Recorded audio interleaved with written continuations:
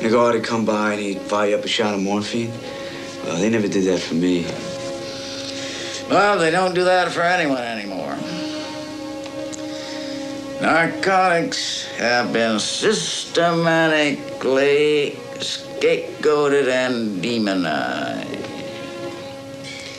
The idea that anyone can use drugs and escape a horrible fate is anathema to these idiots. I predict in the near future, right-wingers will use drug hysteria as a pretext to set up an international police apparatus. But I'm an old man, and I may not live to see a final solution of the drug problem. You know what, Tom? You might have missed your calling. You should have been a philosopher. Well, Bob, in another life, perhaps. In another life. In fact, it's exactly what you think. It is. Il y a souvent aussi dans vos livres cette idée très forte qui est de prendre le corps de quelqu'un de jeune, de s'installer dans la vie de quelqu'un d'autre, de s'installer dans le corps de quelqu'un d'autre. Does it still exist for you? Yes, Oui, certainly. bien sûr. Surtout en vieillissant. Je crois avoir compris votre question. Oui, ce phénomène existe. Est-ce que Matt Dillon, par exemple, est une apparence visitable? Oui, c'est un bon acteur et j'ai eu plaisir à travailler avec lui.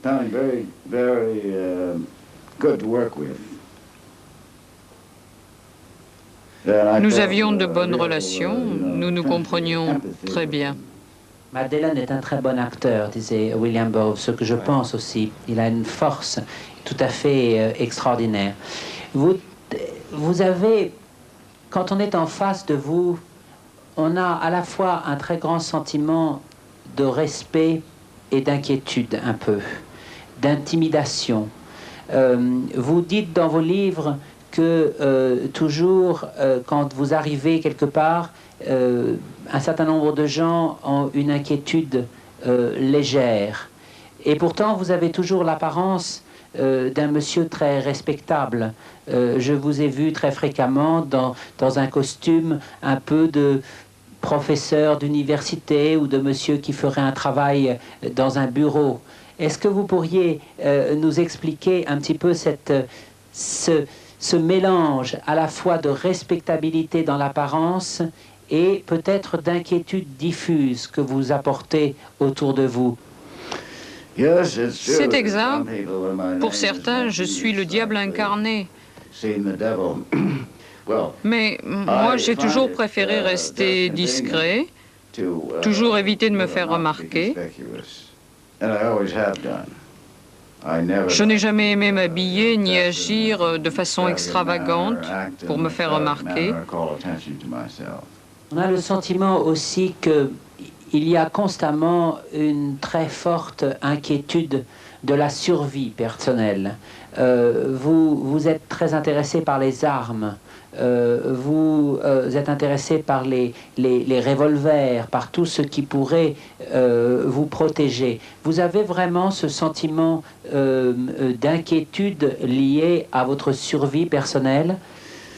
À New York, certainement. Prendre le métro à New York, c'est risquer sa vie. Mais au Kansas, on n'a pas besoin d'artillerie. Là, c'est plutôt un passe-temps.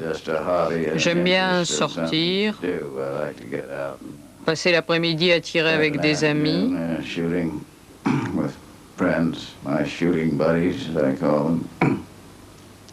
C'est un simple passe-temps. Seulement, il ne faut pas sous-estimer le danger qu'on court dans les grandes villes d'Amérique.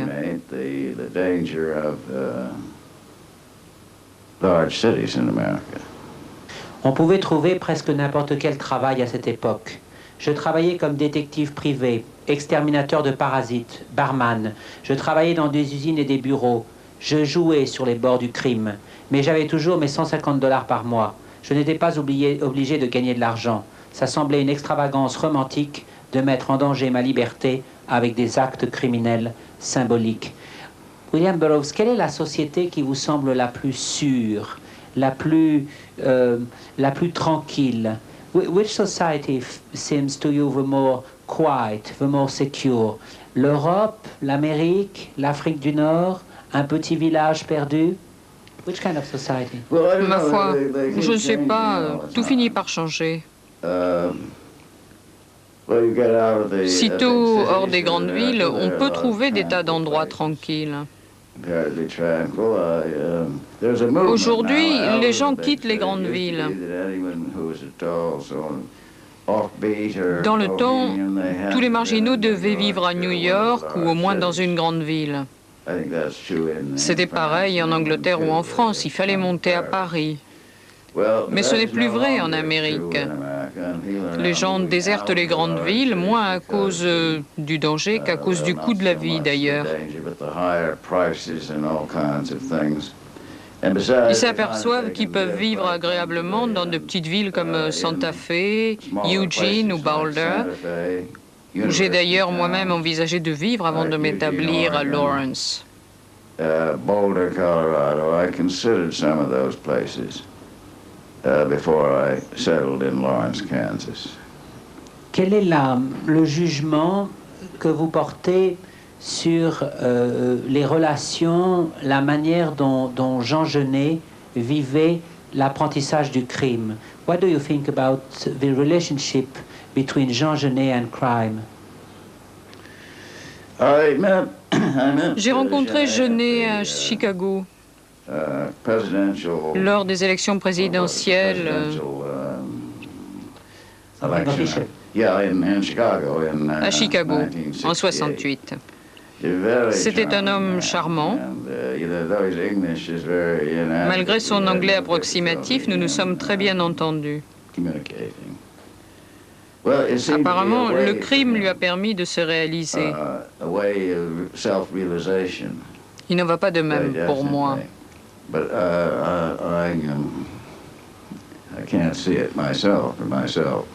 Je vous propose de voir tout de suite un extrait d'un film qui vous a été consacré par Howard Bruckner. Regardons cet extrait. C'est aussi. Well, I would use any weapons at my disposal in order to defend my premises. I wouldn't hesitate. Wouldn't hesitate at all. Well, we'll try this one.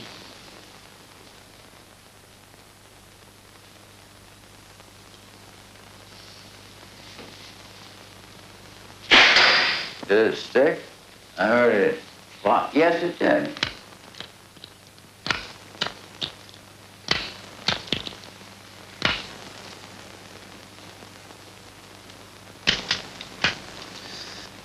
I'm shooting just right to the middle of this thing. That's my steel toe, but should I demonstrate it? Yes. Stand back. Stand back. It's the spring blackjack. Then it's in probe position. See, I can try starting from scratch. I hit him across the face, and see how that went. So instead of that, if you had a razor-sharp, double-edged knife, you could whip it out and cut some of his throat before he knew what was happening. Right in the middle of a sentence. You say, I don't want to hear what you've got to say, and whoop.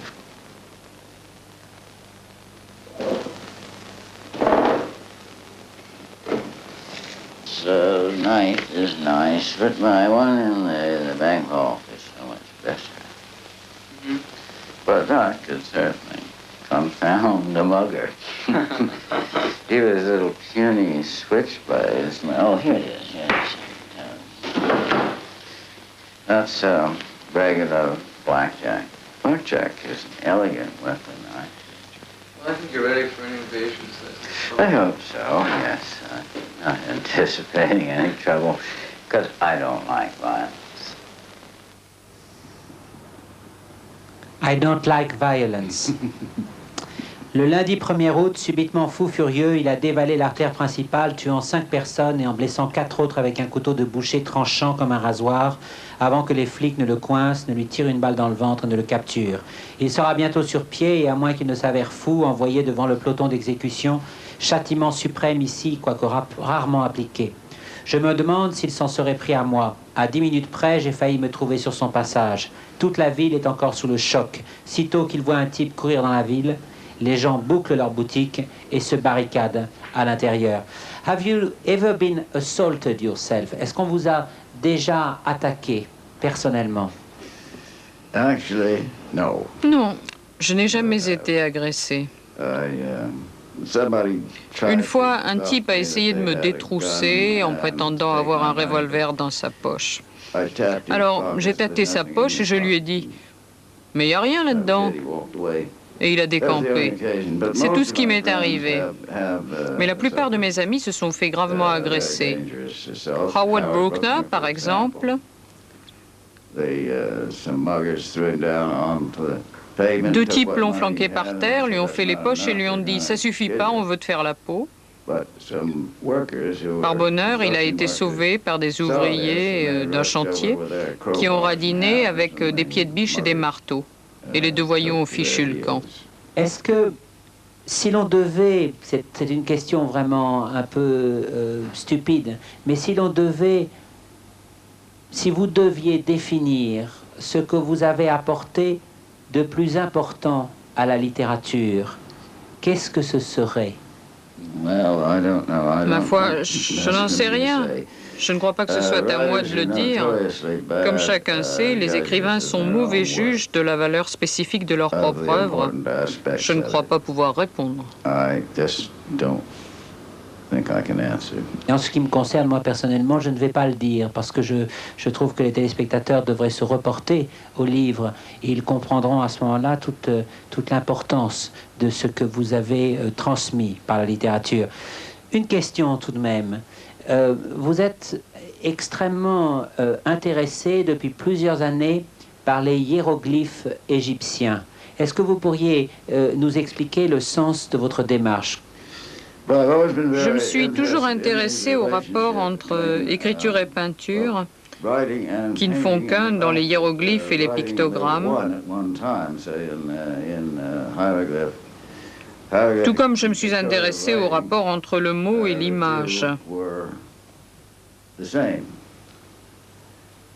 Évidemment, le mot écrit est une image, quoique sans rapport avec ce que le mot est censé représenter. Ce rapport est d'ailleurs bien plus évident encore dans les hiéroglyphes égyptiens ou mayas. Même si nous ne pouvons pas déchiffrer les hiéroglyphes mayas à cause de l'évêque et conquistador espagnol Diego de Landa, qui a jugé bon d'empiler et d'immoler par le feu les codex mayas, comme si c'était de simples grimoires de sorciers. Cet autodafé demeurera sans doute l'un des actes les plus barbares de l'histoire du monde.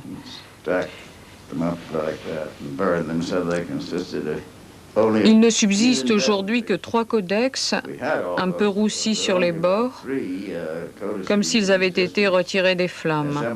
Et malheureusement, nous n'avons pas de pierres de rosette qui nous permettent de les déchiffrer.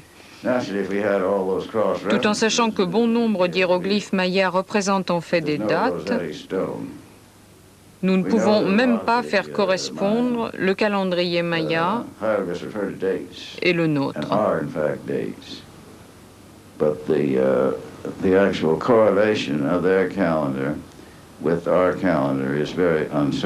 On a l'impression, William Burroughs, que vous écrivez tout le temps. We really have a feeling that you write all the time, that all your living is a process in writing. You paint, you write letters, you say words. Everything is a work, in fact. Am I right? Est-ce que j'ai raison? Oui, vous avez raison. Je ne sais pas ce que je ferais si je ne travaillais pas. Si je n'écrivais pas, si je ne peignais pas comme je le fais aujourd'hui, J'ignore ce que je pourrais bien faire. Les lettres de Tanger, notamment, sont une œuvre tout à fait extraordinaire, car c'est un vrai récit romanesque également. C'est un livre qui se lit tel quel et qui se lit en creux aussi. C'est-à-dire que tout un ensemble de personnages, ceux à qui sont adressées les lettres, tout cela tout d'un coup prennent une vie très très forte. Est-ce qu'on peut dire que les lettres de Tanger sont un roman? Can we say that the letters from Tanger are also a novel? Oui. Ces lettres renferment bien des passages du Festin nu que j'ai développés par la suite. En ce sens, on peut dire que ces lettres sont un roman, oui. Une dernière question. Est-ce que vous avez des périodes de silence complet? Do you have periods of complete silence, doing nothing? Il m'arrive d'essayer de le faire et parfois d'y réussir. Mais c'est très difficile et j'ignore encore pourquoi. Je vous propose, William Bowes, notre deuxième intermède musical. Il s'agit d'un musicien pour qui nous avons une profonde admiration ici, qui vit en Europe le plus souvent, qui était tout à l'heure, juste avant que l'émission ne commence, à côté de vous, ce qui en dit long sur l'intimité intellectuelle qui vous réunit. Et nous sommes vraiment très très heureux de le recevoir ici pour vous. Il s'agit de Steve Lacy.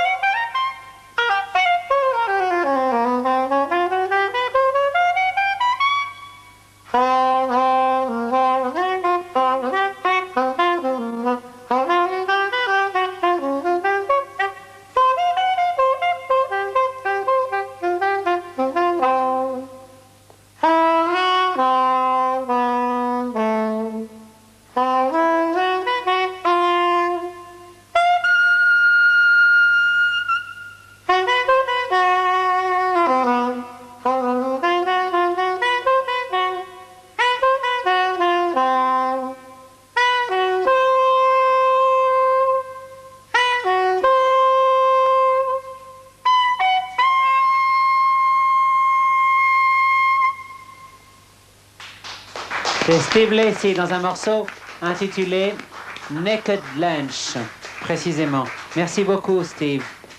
Et à bientôt. C'est déjà la deuxième fois, mais j'espère que ça continuera.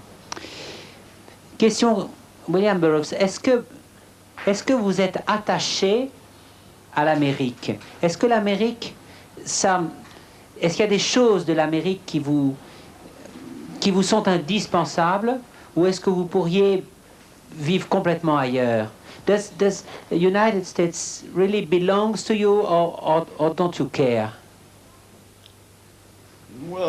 Vous savez, j'y vis. Alors j'y suis forcément attaché.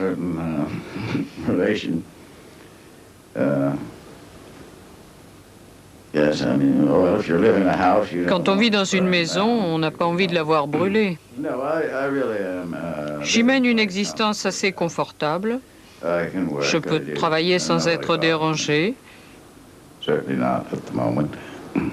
Je peux vivre là, je suis tranquille, personne ne me dérange pour l'instant en tout cas, donc ça me convient. Vivre dans son propre pays, c'est toujours un avantage. Il y a un avantage. Personne ne peut vous en chasser. Pas besoin de permis de séjour ni rien.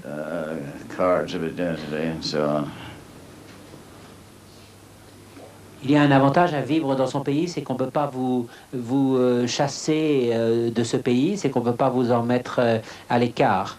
Mais il y a aussi quelquefois un avantage à être un étranger. Le fait d'être un étranger peut être une protection. Oui et non. Car si on a des ennuis en pays étranger, on se retrouve vite dans son tort. Essayez donc d'avoir un accident de voiture au Mexique. Vous m'en direz des nouvelles. Est-ce que, William Burroughs, est-ce que, c'est une question comme ça très lourde, a very heavy and I'm sorry, clumsy question, but do you believe in God? Est-ce que vous croyez en Dieu? Non, je crois au Dieu, pas en un Dieu. J'échappe ainsi au paradoxe d'un Dieu tout-puissant et omniscient qui tolérerait pourtant l'existence de la souffrance, du mal et de la mort.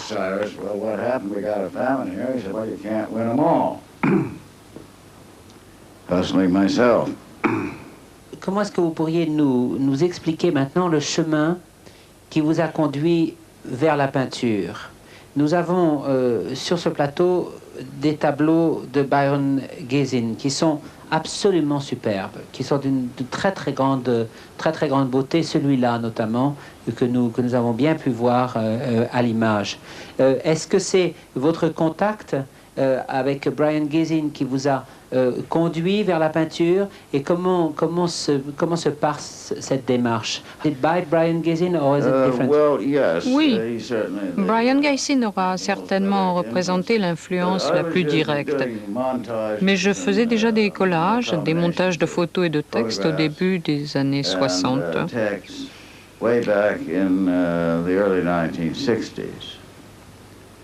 Toutefois, ce n'est qu'après la mort de Brian que j'ai commencé à peindre le genre d'œuvre que vous voyez ici. Je propose qu'on voit tout de suite des images de l'exposition qui vous est consacrée à Paris, à la Galerie K, Your Exhibition.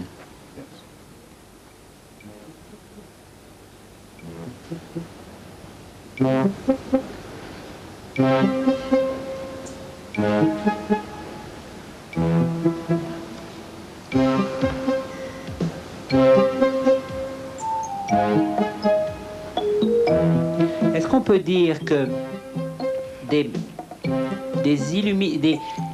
méthodes littéraires comme le cut-up par exemple se retrouvent également dans votre peinture? Do you still have the same methods as in literature? Do you still have the same way of working? Je crois qu'on peut pousser les choses plus loin dans la peinture. Après tout, dans l'écriture, on est limité par les mots et par la page. Dans la peinture, on peut faire des tas de choses qu'on ne peut faire dans l'écriture. All sorts of things you can do in painting, you can't do in writing. There's the fact that, of course, D'ailleurs, dans l'écriture, une erreur ne tire pas à conséquence, alors que dans la peinture, plus on essaie de corriger et plus le résultat est mauvais.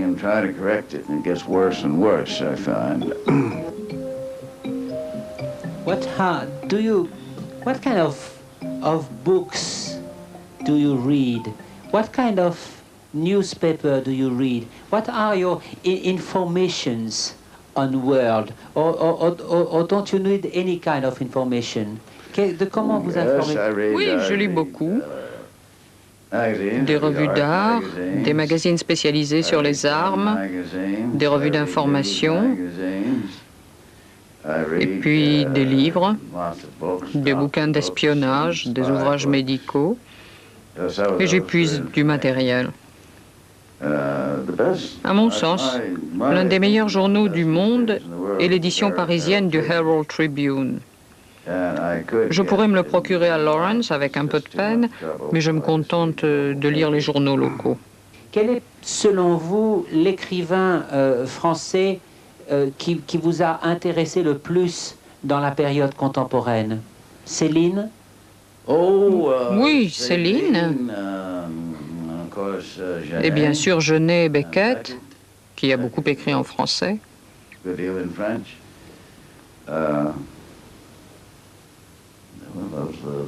Tels sont les noms qui me viennent à l'esprit. Et en remontant dans le temps, il y a bien sûr Rimbaud, qui reste l'une de mes premières sources d'inspiration, avec Baudelaire.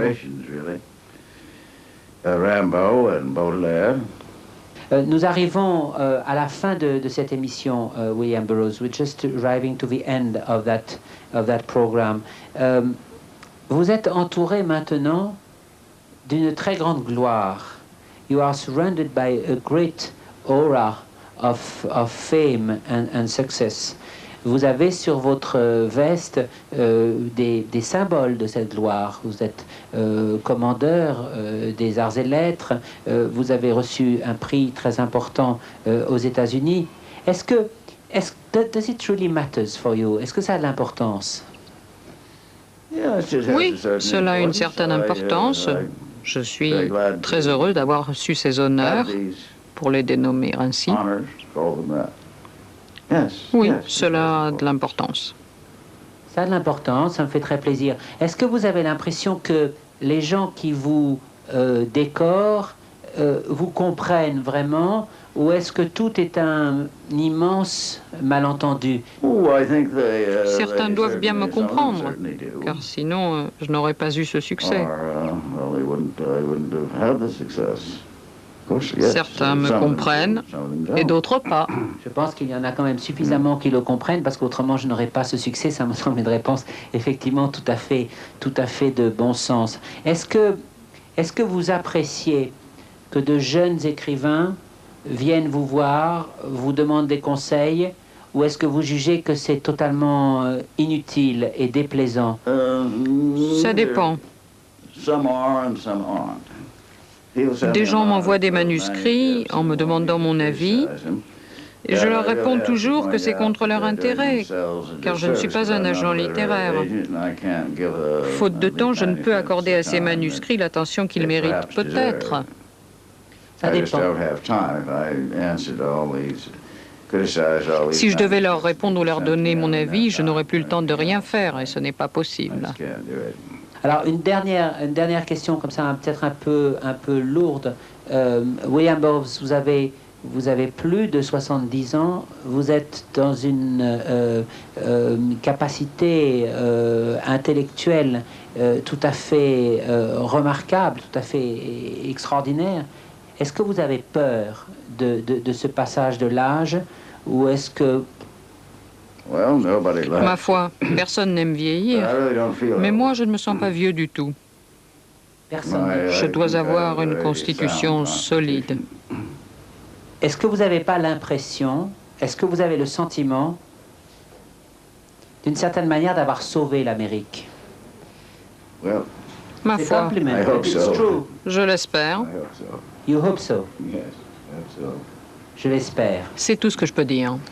La réponse était « je l'espère ». Lee poursuivit son chemin en se demandant « que faire ?» On peut mettre le générique. Lee poursuivit son chemin en se demandant que faire. Les ramener à l'hôtel? Ils n'attendent que ça, pour quelques sucres. Il éprouva une haine mortelle envers les gens ordinaires dont la stupide réprobation l'empêchait de vivre à sa guise. Un de ces jours, je vivrai enfin à ma guise, se dit-il, et si un de ces salopards sermonneurs me cherche des crosses, c'est dans le fleuve qu'on le repêchera. Dans ses rêves, il y avait toujours un fleuve. Là, il vivrait enfin comme il l'entendait, cultivant son herbe, ses pavots et sa coca, avec un petit indigène pour lui servir d'homme à tout faire. Des bateaux seraient amarrés aux berges, des milliers d'hyacinthes glisseraient dans le courant du fleuve, large de 500 mètres, au moins d'une rive à l'autre. Nous vous quittons, William Burroughs, sur un portrait de vous, et puis sur une voix qui n'est pas la vôtre, mais qui est celle de votre ami Jack Kerouac.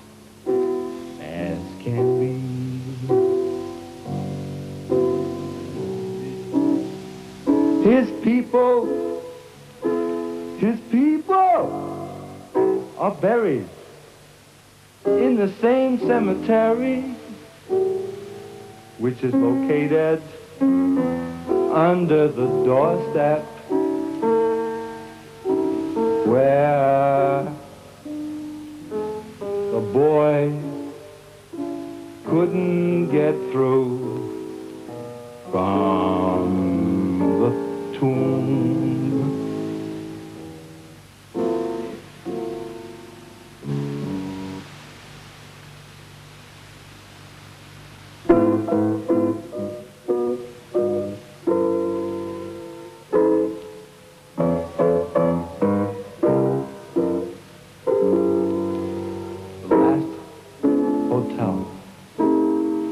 I can see the blank wall.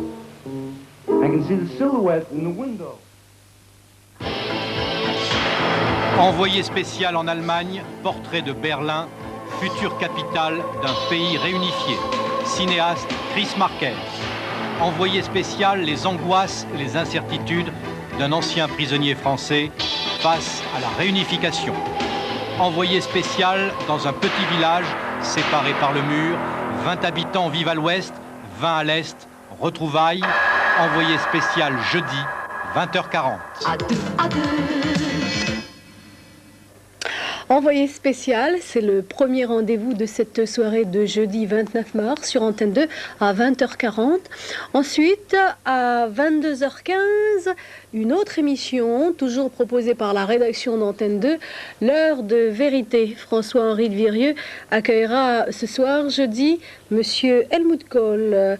Donc à partir de 22h15 et en fin de soirée à 23h40 du basket avec un match comptant pour la Coupe d'Europe Limoges-Milan en léger différé de Limoges, donc à 23h40. Voilà, nos émissions sont maintenant terminées, elles reprendront dans quelques heures à 6h30 exactement avec toute l'équipe de Télématin. Quant à moi, il ne me reste plus qu'à vous souhaiter une très très bonne nuit.